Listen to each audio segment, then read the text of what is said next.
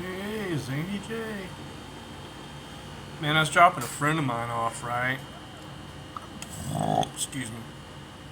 He was playing. He was doing some scenes with him because he's playing a part in this film that I'm making. And I dropped him off, and these kids were looking for this dog, right? All routine stuff kids do in the summer. And they're coming back, and the kid's standing in the road behind my car, and I'm backing out. I hit my brakes, and he walks up and stops. I hit my brakes. And he's standing right behind my car. I'm trying to back it, just standing there looking around. And I toot at him. And he looks at me, and I'm backing up real slow. And I open my window and said, "Hey, man, you need to watch out for cars." He's like, "Oh, I can be in the road if I want to." I just looked at him. I said, "Don't get smart. Just watch out for cars." "I can be in the road." I said, "Watch out for cars." I said, "Watch out for cars." I kept going. I'm like, I used to be a smart ass like that when I was a teenager. I didn't want to listen to adults. Whether some of us like to admit it or not, we were all rebellious to a point. Some of us, some of us were maybe better than others, but I mean, I wasn't, so I'm like, yeah, I used to be that way, so hopefully he'll grow out of it. I mean, parents anymore, man, I'm sorry, but they just let their kids just do whatever, and it's sad. It really is. And a lot of them will even deliberately enable their kids. They'll tell their kids, "Oh, you can do it. Don't anybody tell you what to do." And I'm like, so they don't have to listen to the parents. I mean, like I said, I was rebellious to my mom, stuff. We didn't have the greatest family structure when I was a teenager, but I mean, it's gradually become more. Oh man, precocious or pernicious, I should say, pernicious. Precocious works too. It's getting egregious. I'm trying to expand my vocabulary. Oh, the glasses, they're non-prescription. I picked these up at Target. I'd ordered a pair of them. I might have mentioned that.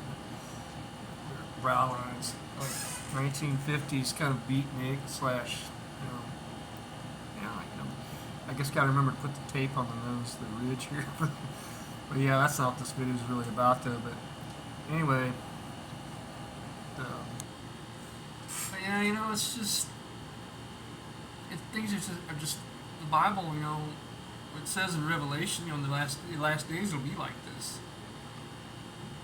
You know, Something funny struck me about the Bible. It was orally translated for a long time before it was finally written down. I'm thinking, I mean, they've proven that most of it is really accurate. But I'm thinking, how much is not accurate? How much has been manipulated and twisted? It's like nowadays they say, "Oh, Jesus is the only Son of God," and it says the only begotten Son of God. And somebody said, I read this channel that said the original Greeks said he was the unique one born of God. I'm like, okay.